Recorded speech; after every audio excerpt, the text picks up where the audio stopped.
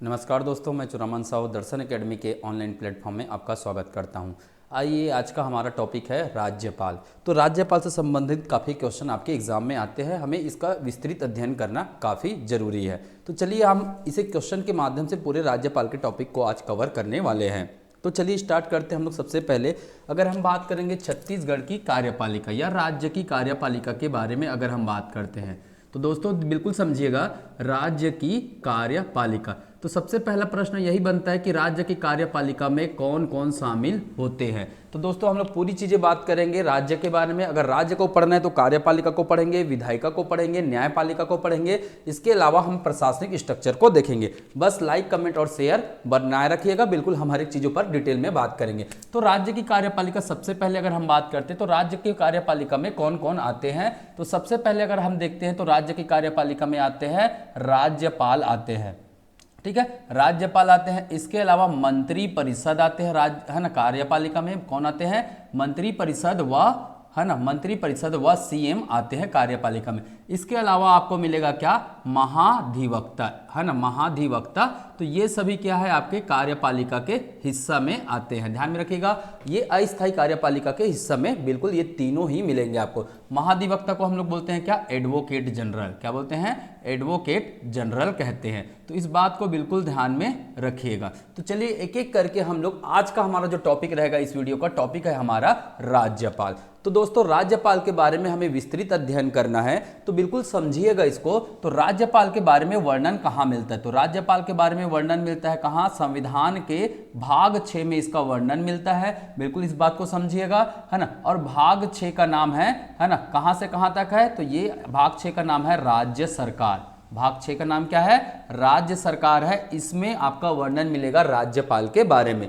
तो राज्यपाल से संबंधित जो भी आर्टिकल है, इसके लिए मैंने बेसिक वीडियो आपका बना दिया है ना। ट्रिक के माध्यम से बिल्कुल आप उसे याद कर सकते हैं। उसका लिंक मैं डिस्क्रिप्शन बॉक्स में डाल दूंगा, ठीक है।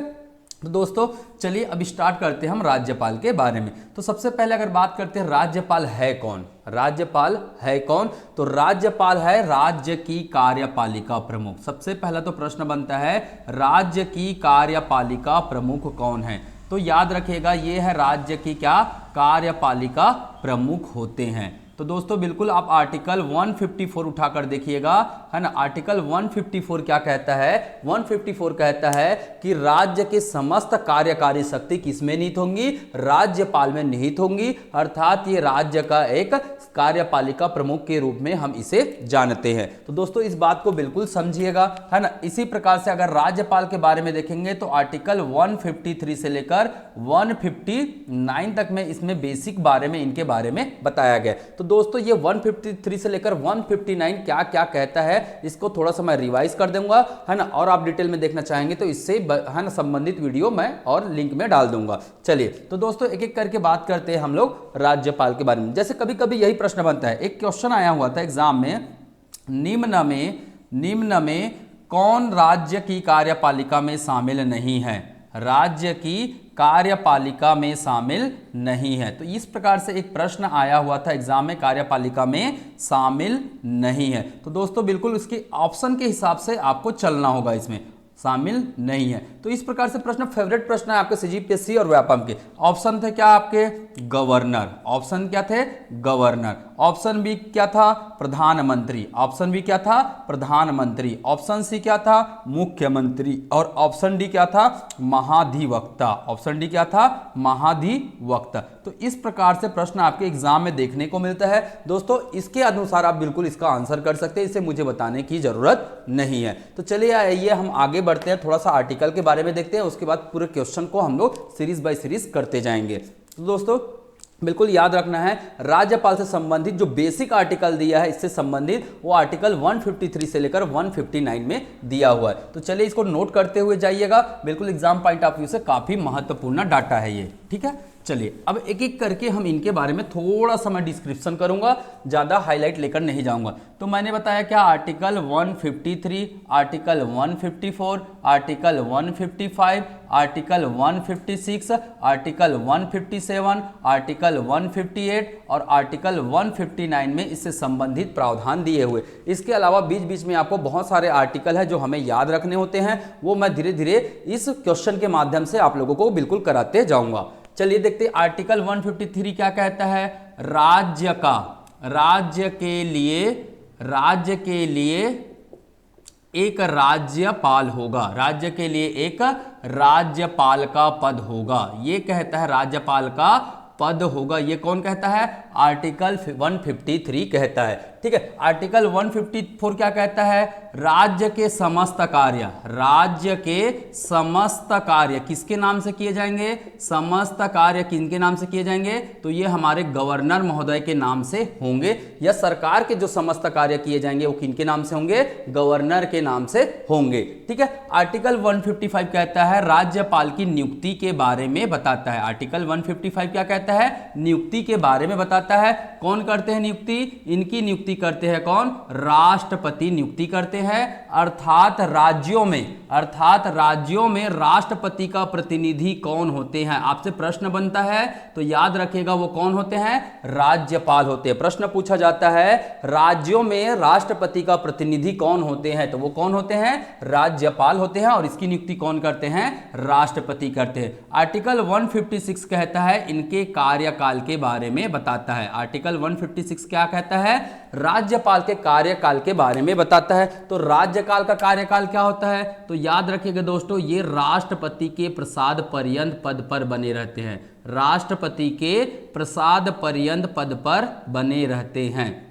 तो दोस्तों इसको बिल्कुल ध्यान में रखना है, प्रसाद पर्यंत पद पर बने रहते हैं। इसके अलावा मुख्यमंत्री और महान्यायवादी भी, इसके अलावा आपके जितने भी केंद्रीय मंत्री होते हैं और जो भी आपके है ना महान्यायवादी होते हैं, वो भी राष्ट्रपति के प्रसाद पर्यंत पद पर बने रहते हैं। परंतु सामान्यतः इनका कार्यकाल कितना रखा गया है, सामान्यतः अगर पूछा जाएगा इनका कार्यकाल तो 5 वर्ष बताना है। ठीक है, तो दोस्तों इसको बिल्कुल आसानी से समझते हुए हमें चलना है। राष्ट्रपति के प्रसाद पर्यंत पद पर बने रहते हैं, अर्थात राष्ट्रपति कभी भी इन्हें पद से हटा सकते हैं। अगर पूछा जाएगा राज्यपाल अपना त्याग पत्र किसे सौंपते हैं, तो जिन्होंने इसको नियुक्त किया है उन्हें ही ये क्या सौंपते हैं, अपना त्याग पत्र सौंपते हैं। तो त्याग पत्र किसे देंगे, राज्यपाल राष्ट्रपति को देते हैं। चलिए आगे बढ़ते हैं हम लोग। आर्टिकल 157 क्या कहता है, तो आर्टिकल 157 कहता है इनकी योग्यता के बारे में बताता है, इनकी क्वालिफिकेशन के बारे में बताता है, और संवैधानिक शब्द में हम इसको कहते हैं अर्हता। संवैधानिक शब्द में हम इसको क्या कहते हैं, अर्हता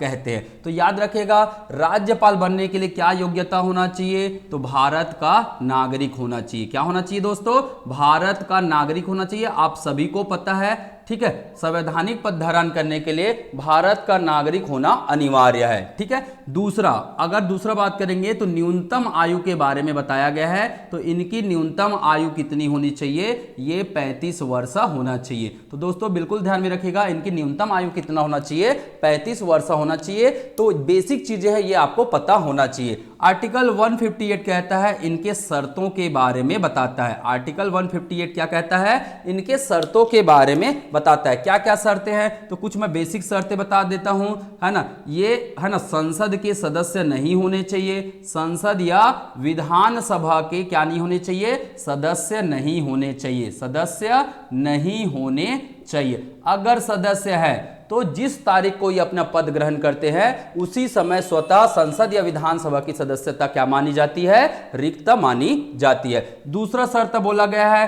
राज्य का, संबंधित राज्य का क्या नहीं होना चाहिए, निवासी नहीं होना चाहिए, संबंधित राज्य का निवासी नहीं होना चाहिए। तो दोस्तों इस बात को बिल्कुल ध्यान में रखिएगा, निवासी नहीं होना चाहिए, ये भी बिल्कुल ध्यान में रखना है। तीसरी शर्त ये है ना, लाभ के पद पर नहीं होना चाहिए, लाभ के पद पर नहीं होना चाहिए। तो ये बातें इनके संदर्भ में कही गई। इसके अलावा इनके वेतन भत्ते सुविधाएं है ना, वेतन होना चाहिए, भत्ते इनको मिलना चाहिए, सुविधाएं मिलनी चाहिए। तो वेतन भत्ते के बारे में कहाँ बताया गया है, ये बताया गया है आपका अनुसूची 2 में इसका वर्णन मिलता है। तो दोस्तों इनका वेतन कहाँ भारित होता है, तो राज्य के संचित निधि पर भारित होता है इनका वेतन, ये आपके अनुसूची 2 में बताया गया है। ठीक है, इसके लिए क्या होगा, आवास की सुविधा होगी, इसके लिए क्या होगा, आवास की सुविधा होगी एवं अन्य सुविधाएं इनको दिया जाएगा। तो दोस्तों बिल्कुल आसान तरीके से इसको समझते हुए चलना है, कोई बड़ा चीज नहीं है। इसके अलावा एक और चीज बोला गया है ना, एक और चीज बोला गया है, 7वां संविधान संशोधन अधिनियम,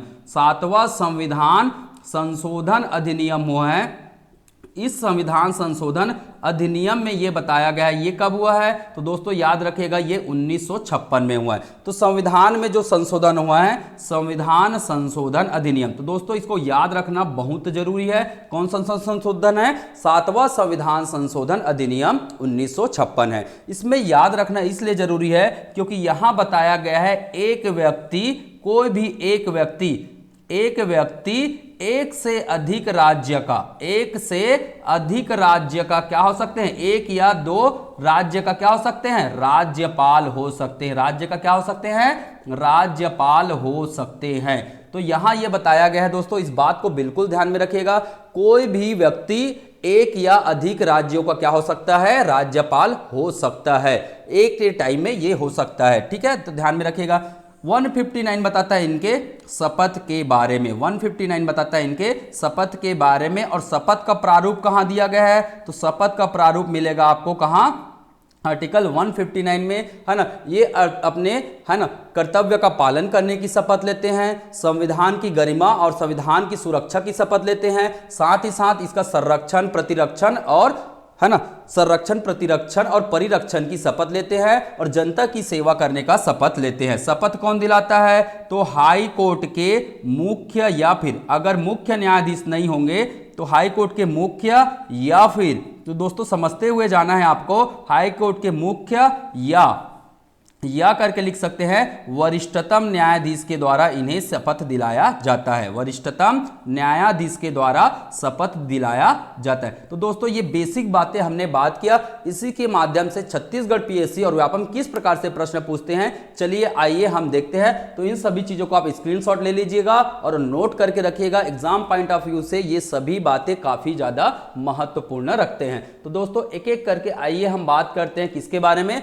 क्वेश्चंस कैसे पूछे जाते हैं और इसका आंसर हमें कैसे करना होगा। तो चलिए दोस्तों एक एक करके हम बात करते हैं, इसको मैं मिटा देता हूं, है ना। तो चलिए आपकी स्क्रीन में शो हो रहा है पहला प्रश्न। पहला प्रश्न क्या कहता है, पहला प्रश्न कहता है राज्य कार्यपालिका संवैधानिक मुखिया कौन होता है, राज्य कार्यपालिका का संवैधानिक मुखिया कौन होता है। तो दोस्तों मैंने पहले ही बताया इसका आंसर क्या होगा, इसका आंसर क्या हो जाएगा, आंसर हो जाएगा राज्यपाल। संवैधानिक मुखिया कौन होता है, राज्यपाल होते हैं, गवर्नर होते हैं, इस बात को बिल्कुल ध्यान में रखिएगा। तो चलिए दोस्तों अगर आपको पूछेगा मुख्यमंत्री कौन होते हैं, तो मुख्यमंत्री क्या होते हैं, शासन के प्रमुख होते हैं। शासन के प्रमुख बोलो, सत्ता का प्रमुख बोलो, सत्ता का प्रमुख होते हैं, या फिर सरकार का जो प्रमुख होते हैं वो कौन होते हैं, मुख्यमंत्री होते हैं, इस बात को बिल्कुल समझिएगा। तीसरा देखिए मुख्य सचिव कौन होते हैं, तो मुख्य सचिव होते हैं आपके, है ना, राज्य का मुख्य प्रशासनिक प्रमुख होते हैं। कौन होते हैं ये,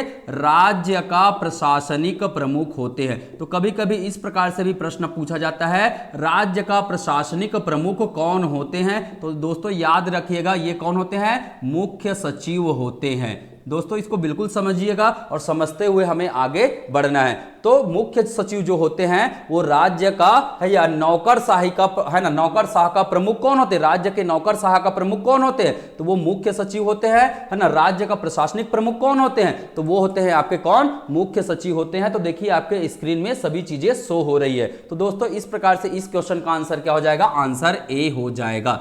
चलिए आगे बढ़ते हैं हम लोग दूसरे क्वेश्चन की ओर। तो दूसरे क्वेश्चन आपके स्क्रीन में शो हो रहा होगा, चलिए देखते हैं दूसरा क्वेश्चन क्या कहता है। तो देखिए दूसरा क्वेश्चन कहता है निम्नलिखित में से, है ना, सही जोड़ी को क्या करना है, हमें सुमेलित करना है। क्वेश्चन दिखाया है निम्नलिखित में सही जोड़ी को हमें क्या करना है, सुमेलित करते हुए चलना है। तो चलिए दोस्तों एक एक करके हम लोग बात करते हैं। पहला क्वेश्चन क्या कहता है, प्रथम राज्यपाल के एम सेठ क्या सुमेलित है? जी नहीं दोस्तों, बिल्कुल सुमेलित नहीं है। हमारे पहले राज्यपाल कौन थे, आप सभी को पता होना चाहिए। हमारे पहले राज्यपाल कौन थे, दिनेश नंदन सहाय जी। पहले राज्यपाल कौन थे छत्तीसगढ़ के, दिनेश नंदन सहाय जी क्या थे, राज्यपाल थे। इनका कार्यकाल कब से कब तक रहा है, तो 2000 से लेकर 2003 तक इनका क्या रहा है, कार्यकाल रहा है। ये छत्तीसगढ़ के क्या रहे हैं, पहले राज्यपाल रहे हैं। तो इस हिसाब से हमारा पहला आंसर क्या हो जाएगा, गलत हो जाएगा, है ना।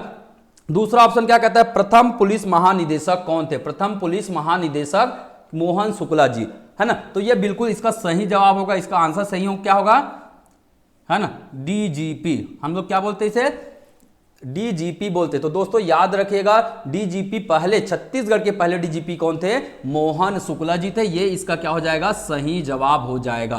तो दोस्तों बिल्कुल ध्यान में रखना है, बहुत ही आसान तरीके से इसका सॉल्यूशन करते हुए चलना है। चलिए अगर यही आपको पूछेगा प्रथम मुख्य सचिव कौन थे, तो अजय कुमार जी नहीं थे। प्रथम अगर मुख्य सचिव आपको पूछा जाएगा, छत्तीसगढ़ का प्रथम मुख्य सचिव, तो ये प्रथम मुख्य सचिव थे आपके कौन, प्रथम मुख्य सचिव। अगर आपको पूछा जाएगा क्या अजय कुमार जी थे, जी नहीं दोस्तों, प्रथम मुख्य सचिव थे आपके अरुण कुमार जी। कौन थे, अरुण कुमार जी क्या थे, प्रथम मुख्य सचिव थे। इसको बिल्कुल ध्यान में रखिएगा। तो ये भी ऑप्शन आपका क्या हो जाता है, गलत हो जाता है। उच्च न्यायालय के प्रथम मुख्य न्यायाधीश ये तो डब्ल्यू एस शशांक जी थे, है ना। तो ये भी आंसर क्या हो जाएगा, सी भी आपका गलत हो जाएगा, सी आंसर भी, और डी भी आपका क्या हो जाएगा, गलत हो जाएगा। डब्ल्यू एस शशांक जी क्या थे, छत्तीसगढ़ के पहले मुख्य न्यायाधीश थे। तो इस बात को बिल्कुल समझते हुए चलना है हमें। तो इस क्वेश्चन का आंसर क्या हो जाएगा, आंसर हो जाएगा बी। ठीक है दोस्तों, चलिए अगले क्वेश्चन की ओर बढ़ते हैं। अगला क्वेश्चन क्या कहता है, तो देखिए स्क्रीन पर शो हो रहा है, काफी बड़ा क्वेश्चन है और इसे बहुत ही आसान तरीके से हम समझेंगे, है ना। क्वेश्चन काफी बड़ा है और इसको बहुत ही आसान तरीके से हम समझते हुए चलेंगे। चलिए दोस्तों, तो पहला स्टेटमेंट क्या कहता है, विधानमंडल, है ना, राज्यपाल की स्वविवेकी शक्ति है। तो आपके यहां पास कूट दिए गए हैं 1 से लेकर 6 तक, है ना, 1 से लेकर 7 तक कूट दिए हैं। इसके बाद पूछा है इनमें से कौन सा सही कूट है। तो दोस्तों पहला कूट क्या कहता है, पहला कूट कहता है विधानमंडल की बैठक बुलाना। तो दोस्तों याद रखिएगा, विधानमंडल की बैठक राज्यपाल तो बुलाते हैं, परंतु स्वयं से बुलाते हैं क्या, नहीं। तो याद रखिएगा, है ना, विधानमंडल की बैठक, विधानसभा या विधानमंडल, विधानसभा की सत्र को कौन आहूत करते हैं, तो सत्र को कौन आहूत करते हैं, तो ये है आपके राज्यपाल। यहां तक तो सही है, यहां तक तो सही है, परंतु राज्यपाल अपनी इच्छा से करते हैं क्या, जी नहीं। किसकी सलाह से, मंत्री परिषद की सलाह से। किनकी सलाह से, मंत्री परिषद की सलाह से ये ऐसा करते हैं, आमंत्रित करते हैं। तो इस बात को बिल्कुल ध्यान में रखिएगा, विधानसभा या विधानमंडल को जो आमंत्रित करते हैं वो कौन करते हैं, आपके, है ना, राज्यपाल जी आमंत्रित करते हैं, परंतु ये मंत्री परिषद के सलाह से करते हैं। विधेयक पर हस्ताक्षर करना, देखिए विधेयक पर हस्ताक्षर करने के लिए राज्यपाल को किसी को पूछने की जरूरत नहीं है, वो अपनी इच्छा से क्या कर सकते हैं, विधेयक पर हस्ताक्षर कर सकते हैं। तो एक प्रकार से दूसरा ऑप्शन आपका क्या हो सकता है, सही हो सकता है। तीसरा कूट देखिएगा, तीसरा कूट क्या कहता है, तीसरा कूट कहता है विधेयक को राष्ट्रपति के पास भेजना। तो विधेयक को राष्ट्रपति के पास भेजना। तो चलिए दोस्तों इसको भी देखते हैं। तो ये भी कूट क्या है, सही है। ये भी राष्ट्रपति अपनी इच्छा से राष्ट्रपति के पास भेज सकते हैं, कौन, राज्यपाल। चौथा कूट क्या कहता है, अध्यादेश जारी करना। तो याद रखिएगा, अध्यादेश भी अगर ये जारी करते हैं, अध्यादेश का कौन सा आर्टिकल है, तो आर्टिकल है 213। इस आर्टिकल में अध्यादेश है और ये भी ये मंत्री परिषद की सलाह से करते हैं। तो ये स्वविवेकी शक्ति बिल्कुल भी नहीं हो सकता है। अगला है क्या आपका, मंत्रियों की नियुक्ति करना। मंत्रियों की नियुक्ति, तो ये किसकी सलाह से करते हैं, आर्टिकल 164 कहता है, क्या कहता है, अगर किसी भी मंत्रियों की नियुक्ति अगर राज्यपाल करते हैं तो ये प्रधान, है ना, ये सीएम की सलाह से करेंगे। किसकी सलाह से, सीएम की सलाह से करते हैं। तो ये भी आपका स्वविवेकी शक्ति बिल्कुल भी नहीं होगा, ये भी आपका स्वविवेकी शक्ति नहीं होगा। तो दोस्तों अगर इस प्रकार से प्रश्न आएगा ना, तो आपको क्या करना है, देखिए आप सीधे ऑप्शन में चले जाइए, जहां अगर 1 दिख रहा है तो 1 तो गलत है, जहां 1 दिख रहा है तो वो आपका आंसर बिल्कुल भी नहीं हो सकता है, जहां 2 दिख रहा है वो हो सकता है, तो 2 कहां कहां है, बी और सी में है, तो डी तो आपका आंसर हो ही नहीं सकता, ए और डी तो आंसर होगा ही नहीं। तो देखिए ए और डी तो बिल्कुल किसी भी हाल में आपका आंसर नहीं होगा। अब चलते हैं बी और सी की ओर। तो बी में क्या लिखा है, या तो 4 सही होगा या तो 3 सही होगा। तो देखिए 4 क्या है, 4 तो गलत है, तो ऑटोमेटिक आप इसे हटा सकते हैं और हमें पूरे क्वेश्चन पढ़ने की जरूरत है ही नहीं, है ना। कभी भी संविधान के पूरे क्वेश्चन नहीं पढ़ेंगे तो आप एलिमिनेशन मेथड से आप इसका आंसर बिल्कुल निकाल सकते हैं। तो देखिए दोस्तों, अगर ये 4 बातें पता थी, टोटल 7 बातें लिखी है इसमें और मुझे 4 बातें पता थी, उसी 4 बातों से मैंने इस क्वेश्चन का क्या निकाल लिया, सही आंसर निकाल लिया। क्योंकि पहला गलत है और पहला गलत है, मैंने ए और डी को मैंने ऑटोमेटिक हटा दिया, है ना। दूसरा सही था, तो दूसरे में कौन कौन सा है, आपका बी और सी आंसर हो सकता है। फिर मैंने चेक किया 3 और 4 में कौन सही है, तो 4 आपका गलत निकला, तो बी भी आपका आंसर क्या हो गया, बी आंसर भी आपका क्या हो गया, एलिमिनेट हो गया। और लास्ट में बचा क्या, सी, तो इसका आंसर क्या हो जाएगा, सी सही आंसर हो जाएगा। ठीक है दोस्तों, तो इस प्रकार से एलिमिनेशन मेथड के माध्यम से आप इस प्रश्न का क्या दे सकते हैं, जवाब दे सकते हैं आसानी से। चलिए अगले प्रश्न की ओर चलते हैं। अगला प्रश्न क्या कहता है, ठीक है, राज्यपाल के संबंध में सही संवैधानिक स्थिति कौन सी है। तो राज्यपाल के संबंध में अगर हम बात करेंगे सही संवैधानिक स्थिति कौन सी है, तो ये हम लोग देखते हैं इस बारे में। तो देखिए पहला स्टेटमेंट क्या कहता है, राज्यपाल प्रधानमंत्री की सलाह पर कार्य करता है। राज्यपाल प्रधानमंत्री, तो राज्यपाल और प्रधानमंत्री का संबंध ही नहीं आता है यहां, है ना। एक केंद्र वाला है, एक राज्य वाला है, तो पहला तो ऐसे ही गलत हो गया। राज्यपाल राज्य के मुख्यमंत्री की सलाह पर कार्य करता है क्या दोस्तों, करता तो है, परंतु हम उसे मुख्यमंत्री की सलाह नहीं कहते हैं, हम उसे कहते हैं पूरे मंत्री परिषद की सलाह कहते हैं। तो दोस्तों ये उचित आंसर नहीं होगा, है ना। मंत्री परिषद की सलाह पर कार्य करते हैं, ये कौन सा आर्टिकल कहता है, ध्यान में रखिएगा, ये आर्टिकल है 163। तो ध्यान में रखिएगा आर्टिकल 163 क्या कहता है, तो आर्टिकल 163 कहता है ना, राज्यपाल मंत्री परिषद की सलाह से या परामर्श से की सलाह से कार्य करता है। तो ये लिखा हुआ है आपके सलाह से कार्य करता है। तो दोस्तों बिल्कुल समझना है इसको, कार्य करता है, तो दोस्तों बिल्कुल समझना है। आर्टिकल 163 सीधे शब्दों में बोल रहा है राज्यपाल मंत्री परिषद की सलाह करता है, और इसी को क्वेश्चन उठा दिया गया है ना। राज्यपाल राष्ट्रपति की सलाह से कार्य करते हैं क्या, बिल्कुल नहीं, आंसर होगा आपका मंत्री परिषद। और इस मंत्री परिषद का हेड कौन होते हैं, तो वो होते हैं आपका सीएम होते हैं। तो आंसर बिल्कुल इसका क्या हो जाएगा, आंसर हो जाएगा डी। इस क्वेश्चन का आंसर हो जाएगा क्या, डी ऑप्शन में लिखा हुआ है मंत्री परिषद की सलाह पर कार्य करते हैं। तो दोस्तों आप लोग आंसर बी को मत समझ लीजिएगा मुख्यमंत्री की सलाह पर, क्योंकि सीधे शब्दों में आर्टिकल 163 ने यह लिखा हुआ है मंत्री परिषद की सलाह पर राज्यपाल कार्य करते हैं। तो आंसर हो जाएगा डी। चलिए नेक्स्ट क्वेश्चन की ओर चलते हैं।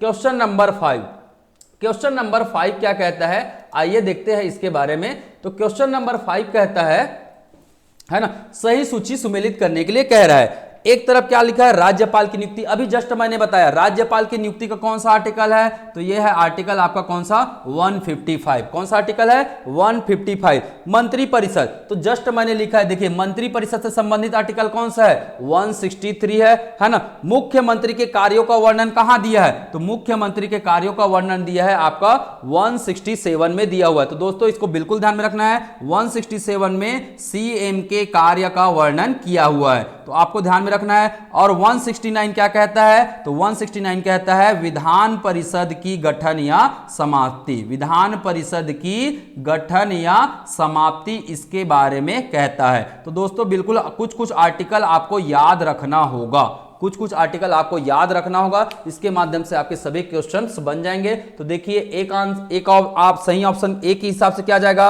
आ का हो जाएगा आपका क्या 3 हो जाएगा, बी का क्या हो जाएगा 4 हो जाएगा, डी सी का क्या हो जाएगा 1 हो जाएगा, और डी का हो जाएगा आपका क्या 2 हो जाएगा। तो इसका सही आंसर होगा आपका क्या डी। इसका सही आंसर क्या होगा, ऑप्शन डी इसका सही आंसर होगा। क्वेश्चन नंबर 5 का सही आंसर डी, बिल्कुल टिक मार करके रखिएगा। चलिए आगे बढ़ते हम लोग क्वेश्चन नंबर 6 की ओर। क्वेश्चन नंबर 6 की ओर हम आगे बढ़ते हैं। तो चलिए आइए देखते हैं क्वेश्चन नंबर 6 क्या कहता है। क्वेश्चन नंबर 6 कहता है सही सुमेलित कीजिए। तो मैंने पहले ही बता दिया, पहला क्वेश्चन था हमारा संवैधानिक प्रमुख कौन है। हमने देखा था हमारा, है ना, पहला हमने देखा था क्वेश्चन संवैधानिक प्रमुख कौन है, तो कौन है, राज्यपाल है। ठीक है, तो ये तो सही सुमेलित है। प्रश्न पूछा है सही सुमेलित नहीं है। कार्यकारी प्रमुख मुख्यमंत्री है। तो दोस्तों बिल्कुल ध्यान में रखना है, नाम मात्र की कार्यपालिका प्रमुख, नाम मात्र की कार्यपालिका प्रमुख कौन है, एग्जाम में पूछा जाता है। राज्य का नाम मात्र कार्यपालिका प्रमुख, तो ये कौन है, ये है आपके गवर्नर साहब, राज्यपाल जी है। ठीक है, अगर यही पूछिएगा वास्तविक कार्यपालिका प्रमुख, वास्तविक कार्यपालिका प्रमुख कौन है, तो ये है आपके मुख्यमंत्री जी, कार्यपालिका प्रमुख। तो दोस्तों याद रखना ये कौन है, सीएम है, मुख्यमंत्री है। तो इसी को कार्यकारी प्रमुख बोलते हैं। जो वास्तविक कार्यपालिका होते हैं उसी को कार्य करने का प्रमुख कौन है, तो मुख्यमंत्री जी है। विधायी प्रमुख कौन है, तो विधायी प्रमुख स्पीकर होते हैं। विधायी प्रमुख कौन होते हैं, स्पीकर होते हैं, क्योंकि सिंपल सी बात है विधानसभा का जो कार्य होता है वो है ना, विधायी कार्य कहां होता है, विधानसभा में होता है। दोस्तों ध्यान रखिएगा, विधायी कार्य कहां होता है, विधानसभा में होता है। और विधानसभा का प्रमुख कौन होते हैं, तो अध्यक्ष महोदय होते हैं। कौन होते हैं, अध्यक्ष महोदय होते हैं। और हम इन्हें स्पीकर के नाम से भी जानते हैं। हम इन्हें क्या कहते हैं, स्पीकर के नाम से भी जानते हैं। तो ये भी बिल्कुल आपका है ना सही सुमेलित है। क्वेश्चन में पूछा है सही सुमेलित नहीं है। तो नौकरशाही प्रमुख, मैंने जस्ट थोड़ा देर पहले बताया था नौकरशाही के प्रमुख कौन होते हैं। तो नौकरशाही के प्रमुख, नौकरशाही के प्रमुख होते हैं आपके कौन, मुख्य सचिव होते हैं, मुख्य सचिव होते हैं। जबकि आपके डी ऑप्शन में क्या लिखा है, डी ऑप्शन में लिखा है मुख्यमंत्री जी का सचिव, है ना। तो मुख्यमंत्री जी का सचिव आपके मुख्य सचिव नहीं होते हैं, है ना, वो नौकरशाह के प्रमुख नहीं होते हैं, प्रशासनिक प्रमुख नहीं होते हैं। तो इसका सही आंसर क्या हो जाएगा, डी ऑप्शन आपका गलत है ना, सही सुमेलित नहीं है। तो इस हिसाब से आप बिल्कुल इसका आंसर आसानी से कर सकते हैं। तो बहुत ही आसान तरीके से आप इनका जवाब कर सकते हैं। चलिए दोस्तों आगे बढ़ते हैं, हम लोग अगले क्वेश्चन की ओर आगे बढ़ते हैं, है ना। तो अगला क्वेश्चन क्या कहता है, तो देखिएगा अगला क्वेश्चन कहता है छत्तीसगढ़ का प्रशासन संचालित करने वाली प्रमुख इकाइयां निम्न है। तो दोस्तों आपको क्वेश्चन को अच्छे से पढ़िएगा, ऑप्शन क्या कहता है, यहाँ कुछ कूट दिए हुए हैं और उसके अनुसार आपके ऑप्शंस दिए हुए हैं। तो चलिए देखते हैं हम लोग। ठीक है, एक मंत्रिमंडल करते हैं प्रशासन का संचालन, मंत्रालय से होता है, विधानसभा से होता है कि संचालनालय से होता है। तो थोड़ा देर पहले जस्ट अभी मैंने बताया है ना, विधानसभा से क्या होता है, विधायी कार्य, विधानसभा से क्या होता है, विधायी कार्य होता है, न कि प्रशासनिक कार्य होता है। तो विधायी कार्य, विधि का निर्माण कहां होता है, विधानसभा से होता है। तो ये तो बिल्कुल किसी भी हाल में आपका प्रशासनिक में नहीं आएगा, है ना। तो प्रशासनिक में क्या क्या आ जाएगा, तो ध्यान में रखिएगा प्रशासनिक में कौन कौन आ जाएंगे, तो प्रशासनिक कार्य में आपका एक मंत्रिमंडल आ जाएगा। कौन आ जाएगा, मंत्रिमंडल आ जाएगा, है ना। तो इस बात को ध्यान में रखिएगा, अर्थात मंत्रालय, मंत्रालय से होगा, मंत्रिमंडल से होगा, है ना। मंत्रिमंडल का आवास बोलेगा तो मंत्रालय है, मंत्रालय से काम होता है ये, है ना, मंत्रालय से काम होता है। इसको बिल्कुल समझिएगा। हमारे मंत्रालय का नाम क्या है ना, हमारे मंत्रालय का नाम क्या है। और एक होता है आपका संचालनालय, संचालनालय। तो ध्यान में रखेगा मंत्रालय में कौन होते हैं, मंत्री और सचिव होते हैं। मंत्रालय में कौन होते हैं, सचिवालय भी बोलते हैं, मंत्रालय में आपका सचिवालय भी मिलेगा। तो एक मंत्रालय में मंत्री होते हैं, सचिवालय में सचिव होते हैं, और संचालनालय को और किस नाम से जाना जाता है, निदेशालय। संचालनालय को किस नाम से जाना जाता है, निदेशालय भाई इसे कहते हैं, डायरेक्टरेट इसे कहते हैं। तो दोस्तों इसको बिल्कुल समझना है। छत्तीसगढ़ के सचिवालय का या मंत्रालय का नाम बताइए। अगर आपको प्रश्न पूछेगा तो इसका नाम क्या है, महानदी भवन के नाम से हम जानते हैं। तो छत्तीसगढ़ के मंत्रालय या सचिवालय का नाम कभी भी पूछेगा आपको तो आंसर होगा महानदी भवन।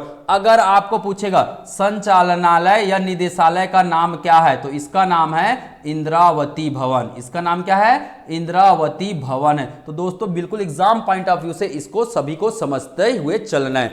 अब आपको यहीं पास थोड़ा सा अगर सवाल को टफ कर दिया तो प्रश्न और कैसे टफ हो सकता है, सचिवालय के सचिव के पदाधिकारियों को, है ना, सचिवालय के पदाधिकारियों का क्रम बताइए। तो आपको प्रश्न पूछा गया है, एग्जाम में आया हुआ है, आसान तरीके से इसको बिल्कुल ध्यान में रखिएगा, पदाधिकारियों का क्रम बताइए। और यही प्रश्न भी आया है, निदेशालय के, है ना, पदाधिकारियों का क्रम बताइए, है ना, तो उनके पद का कुछ क्रम बनाया गया है, इसको बिल्कुल समझना है, आसान तरीके से मैं बिल्कुल इसको बता देता हूं। तो इसका आंसर क्या हो जाएगा, इस क्वेश्चन का आंसर क्या हो जाएगा, तो मंत्रिमंडल होते हैं, मंत्रालय होता है और संचालनालय। संचालनालय का काम होता है क्या, नीति निर्माण संबंधित कार्य करना, मंत्रालय और सचिवालय का काम होता है विधायी संबंधित कार्य करना होता है। तो दोस्तों मंत्रिमंडल, संचालनालय और मंत्रालय ये सब प्रशासन को नियंत्रित करने वाले अंग होते हैं। तो इसका आंसर क्या हो जाएगा, तो इसका आंसर हो जाएगा आपका क्या, है ना, किसको हटा देना है, विधानसभा को हटा दीजिए, है ना, तो आपका ऑटोमेटिक आंसर कौन सा मिल रहा है, इसका आंसर मिल रहा है क्या, सी। इसका आंसर क्या मिल रहा है, सी मिल रहा है। तो दोस्तों मैं थोड़ा सा इसको लेकर जाऊंगा, आपके एग्जाम में पूछा जाता है सचिवालय के पदाधिकारियों का क्रम बताइए। आपके एग्जाम में पूछा जाएगा सचिवालय के पदाधिकारियों का क्रम बताइए। तो आपको याद रखना है, कैसे याद रखना है, देखिए, सचिवालय के पदाधिकारियों का क्रम, सचिवालय के पदाधिकारियों का क्रम, पदाधिकारियों का क्रम। तो बहुत ही सिंपल तरीके से आप इसे याद रख सकते हैं। बस मैं एक ट्रिक बता रहा हूं, इसी ट्रिक के माध्यम से आप सभी चीजों को कर लेंगे। ट्रिक है CPS JDU। क्या है, CPS, 2-4 बार दोहराएंगे तो सभी चीजें याद हो जाएगा। CPS JDU। तो सबसे पहले कौन आएगा, चीफ सेक्रेटरी। सबसे पहले कौन आते हैं, चीफ सेक्रेटरी आते हैं, इनका पद आता है सबसे पहले। तो सबसे बड़ा पदाधिकारी चीफ सेक्रेटरी, हिंदी में कहते हैं हम इसे क्या, मुख्य सचिव। मुख्य सचिव, थोड़ा देर पहले हमने यही देखा था कि राज्य में प्रशासनिक प्रमुख कौन होते हैं, तो कौन होते हैं, मुख्य सचिव होते हैं, ध्यान में रखिएगा। चीफ सेक्रेटरी के नीचे ये सी फार क्या हुआ, चीफ सेक्रेटरी हुआ। पी फार क्या हो जाएगा, प्रिंसिपल सेक्रेटरी। पी फार क्या हो जाएगा, प्रिंसिपल सेक्रेटरी हो जाएगा। तो दोस्तों पी फॉर प्रिंसिपल सेक्रेटरी मिल जाएगा, इसको बोलते हैं हम प्रमुख या प्रधान सचिव कहते हैं, प्रमुख या प्रधान सचिव के नाम से इसे हम जानते हैं। तो एस फार देखते हैं, पी तो हो गया, एस फार क्या हो जाएगा आपका, सेक्रेटरी हो जाएगा। एस फार क्या हो जाएगा, सेक्रेटरी हो जाएगा, सचिव हो जाएगा। तो ये पदा, है ना, पद के क्रम में ये तीसरे स्थान पर आते हैं। जे फार क्या हो जाएगा, ज्वाइंट सेक्रेटरी। जे फार क्या हो जाएगा, ज्वाइंट सेक्रेटरी हो जाएगा दोस्तों। और ज्वाइंट सेक्रेटरी मतलब क्या होता है, ज्वाइंट का मतलब क्या होता है, संयुक्त। ज्वाइंट का मतलब क्या होता है, संयुक्त, और संयुक्त सचिव हो जाएंगे, ठीक है। डी का मतलब क्या होता है, डिप्टी। डी का मतलब क्या होता है, डिप्टी सेक्रेटरी। डी का मतलब क्या होता है, डिप्टी सेक्रेटरी। और डिप्टी का मतलब होता है उप होता है, तो ये हो जाएंगे आपके क्या, उप सचिव हो जाएंगे। तो ये क्रम आपके एग्जाम में कई बार आए हुए हैं और आते भी रहते हैं, इसको बिल्कुल ध्यान में रखिएगा। अगला है आपका क्या, यू। यू का मतलब क्या, तो देखिए, जे का मतलब ज्वाइंट सेक्रेटरी, डी का मतलब डिप्टी सेक्रेटरी, और यू का मतलब होता है अपर सेक्रेटरी। यू का मतलब क्या होता है, अपर सेक्रेटरी होता है ना, अपर सचिव इसे हम कहते हैं। तो दोस्तों ये पद क्रम है कहां का, सचिवालय का। ये कहां का पद क्रम है, सचिवालय का पद क्रम है। एग्जाम पॉइंट ऑफ व्यू से ये काफी ज्यादा महत्वपूर्ण रखता है, बिल्कुल आप इसे समझते हुए चलेंगे। तो देखिए दोस्तों, बहुत ही आसान तरीके से हमने देख लिया। C for chief secretary, P for principal secretary, S for secretary, J for joint secretary, D for deputy secretary और यू फॉर अपर सेक्रेटरी। तो दोस्तों बहुत ही आसान तरीके से हम इसे बिल्कुल इसका समाधान कर सकते हैं। अगर इस प्रकार से प्रश्न आपके एग्जाम में आए हुए हैं और आसानी से आप इसका जवाब भी कर सकते हैं। चलिए अब बात करते हैं कहां के बारे में, संचालनालय के बारे में। संचालनालय का नाम क्या है, या इसी को क्या बोलते हैं, निदेशालय। संचालनालय या इसी को क्या बोलते हैं, निदेशालय। तो याद रखिएगा, निदेशालय या संचालनालय। संचालनालय क्या नाम है हमारे संचालनालय का, संचालनालय का नाम है इंद्रावती भवन। इस भवन को बोला जाता है किस नाम से, इंद्रावती भवन। तो चलिए यहाँ के जो पदाधिकारी हैं इसके क्रम को कैसे याद रखना है, तो एक छोटा सा ट्रिक है दोस्तों, ट्रिक के माध्यम से आप बिल्कुल इसे याद रख सकते हैं। ट्रिक है दुजदा। ट्रिक है क्या, दुजदा। तो इसी ट्रिक के माध्यम से आप, है ना, डायरेक्टोरेट बोलते हैं, है ना, इसको क्या बोला जाता है, डायरेक्टरेज। इंग्लिश में क्या बोलते हैं, डायरेक्टरेज कहा जाता है। तो डायरेक्टरेज में कौन होते हैं, डायरेक्टर होते हैं। कौन होते हैं, डायरेक्टर होते हैं। सचिवालय में कौन होते हैं, सचिव लोग होते हैं और उसके पद क्रम होते हैं। तो चलिए एक एक करके देखते हैं। डी का मतलब क्या, डी का मतलब हो जाएगा आपका क्या, डायरेक्टर। डी का मतलब क्या हो जाएगा, डायरेक्टर हो जाएगा, ठीक है। उसके नीचे क्या आ जाएगा, अपर डायरेक्टर। फिर क्या आ जाएगा आपका, अपर डायरेक्टर। यू का मतलब क्या हो जाएगा, अपर डायरेक्टर। जे का मतलब क्या हो जाएगा, ज्वाइंट डायरेक्टर। ज्वाइंट मतलब संयुक्त डायरेक्टर। ज्वाइंट मतलब संयुक्त डायरेक्टर। डी का मतलब क्या हो जाएगा, डिप्टी डायरेक्टर। डी का मतलब क्या हो जाएगा, डिप्टी डायरेक्टर। डायरेक्टर को हिंदी में बोलते हैं क्या, संचालक। तो ध्यान में रखिएगा, ये क्या हो जाएंगे, संचालक। संचालनालय में कौन होंगे, संचालक होंगे। ये क्या होंगे, अपर संचालक होंगे। ये क्या होंगे, संयुक्त संचालक होंगे। संयुक्त संचालक होंगे। डिप्टी का मतलब क्या हो जाएगा, उप संचालक हो जाएगा। और आपके लास्ट में आ जाएंगे क्या, असिस्टेंट। ए फॉर क्या हो जाएगा, असिस्टेंट डायरेक्टर। असिस्टेंट डायरेक्टर का मतलब हो जाएगा क्या, सहायक संचालक। सहायक संचालक। तो दोस्तों इस प्रकार से आप निदेशालय के पदाधिकारियों का क्रम बिल्कुल याद रख सकते हैं, हायरार्की में सोपानिक तरीके से इसका याद कर सकते हैं। सबसे पहले डायरेक्टर आएगा, D for director, you for upper director, है ना, जे फॉर ज्वाइंट या संयुक्त डायरेक्टर हिंदी में कहते हैं, डी फॉर डिप्टी अर्थात उप संचालक, और ए फॉर असिस्टेंट डायरेक्टर अर्थात सहायक संचालक। तो आसान तरीके से ट्रिक के माध्यम से 2 मिनट में आप इसे बिल्कुल याद रख सकते हैं। तो चलिए दोस्तों आगे बढ़ते हैं हम नेक्स्ट क्वेश्चन की ओर। अगला क्वेश्चन है हमारा, स्क्रीन पर देखिएगा, अगला क्वेश्चन शो हो रहा है हमारा, कौन सा, क्वेश्चन नंबर 8। क्वेश्चन नंबर 8 में पूछा गया है क्या, क्या पूछा गया है, तो देखिए छत्तीसगढ़ के राज्यपाल रहे हैं, छत्तीसगढ़ के राज्यपाल रहे हैं और इसका सही क्रम बताइए। तो प्रश्न पूछा है छत्तीसगढ़ के कौन कौन राज्यपाल रहे हैं और इसका सही क्रम क्या है। तो दोस्तों मैं इसके लिए भी एक बहुत बेहतरीन ट्रिक बनाया हूं, आप आसानी से इसको याद कर सकते हैं। तो देखिए दोस्तों इसका ट्रिक क्या है, इसका ट्रिक क्या है, तो देखिए ये है एक सेठ, ये कौन है, एक सेठ है और ये है शेखर जी। ये कौन है, शेखर। तो याद रखिएगा ये सेठ है और ये कौन है, शेखर जी है।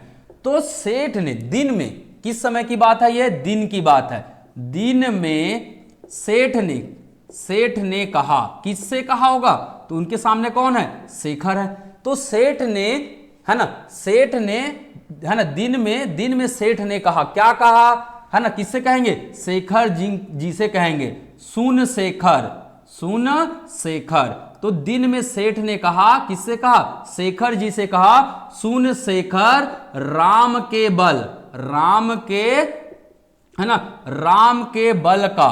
ध्यान में रखिएगा बहुत सिंपल ट्रिक है। दिन में सेठ ने कहा, किससे कहा, शेखर से कहा, क्या कहा, सुन शेखर राम के बल का आनंद की, है ना, राम के बल का आनंद लो, राम के बल का आनंद की अनुभूति लो, आनंद की क्या लो, अनुभूति लो। ये इन्होंने कहा, किससे, शेखर से कहा। और इसी के साथ आपके पूरे राज्यपाल के नाम आसानी से याद हो गए। ट्रिक क्या है, दिन में सेठ ने कहा, सुन शेखर राम के बल का आनंद की अनुभूति लो। राम के बल का, भगवान राम बोलते हैं ना, तो वो बहुत बलवान थे, उन्होंने लंका को जला दिया, लंका को विजय प्राप्त कर लिया था। तो इतने बल है, तो उसका जो विजय है उसके आनंद को क्या लो, अनुभूति करो। तो देखिए दोस्तों आपके सभी राज्यपाल के नाम याद हो गए और कार्यकाल के अनुसार क्रम से सीक्वेंस में याद हो गए। तो दिन का मतलब क्या, दिनेश नंदन सहाय। दिन का मतलब क्या, दिनेश नंदन सहाय,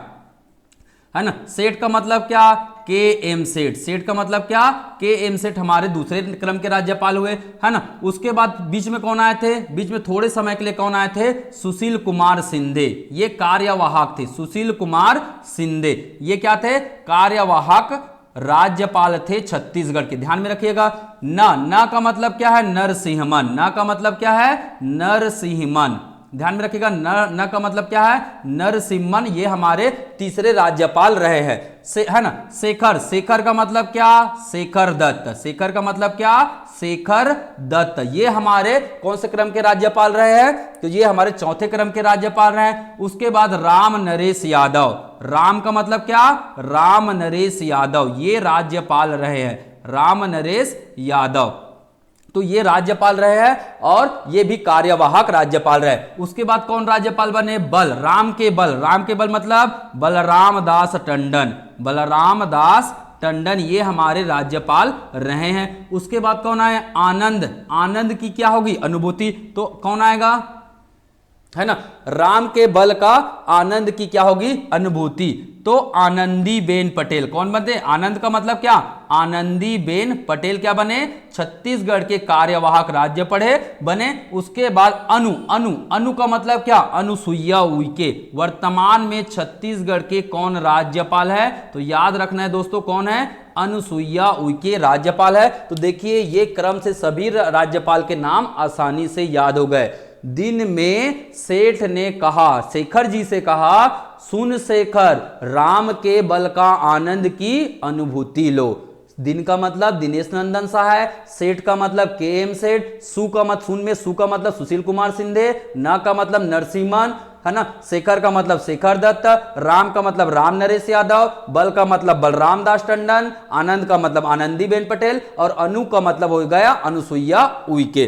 दोस्तों इनका कार्यकाल कब से कब रहा है? तो ये भी आपको बिल्कुल ध्यान में रखना है। इनका कार्यकाल कब से कब रहा है? तो दिनेश नंदन सहाय जी का कार्यकाल 2000 से लेकर 2003 तक इनका कार्यकाल रहा है। के.एम. सेठ का कार्यकाल 2003 से लेकर 2007 तक इनका कार्यकाल रहा है। परंतु 2005 में कुछ समय के लिए कार्यवाहक बने थे कौन? सुशील कुमार सिंधे। तो ये कार्यवाहक मिलेंगे। नरसिम्हन ये 2007 से लेकर 2010 तक ये क्या कह रहे हैं? राज्यपाल रहे हैं, है ना। 2010 से लेकर 2014 तक ये रहे हैं और 2014 में कार्यवाहक रहे कौन? राम नरेश यादव कार्यवाहक रहे हैं, ध्यान में रखिएगा। 2014 से लेकर 2018 तक, है ना, 2018 तक है ना, बलराम दास टंडन जी आपके क्या रहे हैं? राज्यपाल रहे हैं। 2018 में कार्यवाहक कौन रहे हैं? तो ये है ना आनंदीबेन पटेल कार्यवाहक रहे हैं। और वर्तमान में 2019 से लेकर वर्तमान समय तक अभी तक, है ना, छत्तीसगढ़ के राज्यपाल के रूप में कौन है? तो अनुसुईया उइके जी छत्तीसगढ़ के राज्यपाल है। तो दोस्तों बिल्कुल आसान तरीके से आप इन सभी का आंसर कर सकते हैं। अब मुझे नहीं लगता कि इस क्वेश्चन का मुझे आंसर बताने की जरूरत है। तो दोस्तों इसका आंसर क्या हो जाएगा? अब सबसे पहले क्या आ जाएंगे? सी आ जाएंगे। सबसे पहले देखिएगा आंसर क्या हो जाएगा? दिनेश नंदन सहाय पहले क्रम में आ जाएंगे। फिर आ जाएंगे कौन? है ना, के.एम. सेठ जी आ जाएंगे। फिर कौन आ जाएंगे? आपके नरसिम्हन जी आ जाएंगे। देखिए के.एम. सेठ के बाद नरसिम्हन के बाद अगला कौन आ जाएगा? शेखर दत्त। नरसिम्हन के बाद कौन है? शेखर दत्त। तो हमारे छत्तीसगढ़ में अभी तक 6 राज्यपाल हुए हैं और 3 राज्यपाल जो हुए वो क्या रहे हैं? कार्यवाहक रहे। तो याद रखिएगा दोस्तों 6 राज्यपाल हुए। 6वें क्रम के राज्यपाल कौन है? तो अनुसुईया उइके जी 6वें क्रम के राज्यपाल हैं, है ना। और 3 कौन हुए? कार्यवाहक राज्यपाल हुए हैं। तो बिल्कुल इसका आंसर आप उचित तरीके से बिल्कुल दे सकते हैं और कभी गलती भी नहीं करेंगे। तो दोस्तों वीडियो काफी लंबा हो रहा है ना। आप कमेंट करके हमें बताइएगा कि आपको ये वीडियो पसंद आया कि नहीं आया, और पसंद आया तो बिल्कुल हम इसी क्रम में आगे बढ़ते हुए चलेंगे और बड़े से बड़ा क्वेश्चन को हम आसानी से सॉल्व करते हुए चलेंगे। देखिए दोस्तों मेहनत करेंगे तो हर चीज हमारे लिए आसान है, और जीतना है तो सीखना होगा, है ना। और सीखोगे तो जीतोगे, और जीत एक दिन जरूर होगी। तो दोस्तों फिर मिलेंगे। आज के वीडियो के समापन हम यही करते हैं। आप बिल्कुल कमेंट में बताइएगा वीडियो कैसा लगा। फिर मिलेंगे हम दोबारा। जय हिंद, शुक्रिया।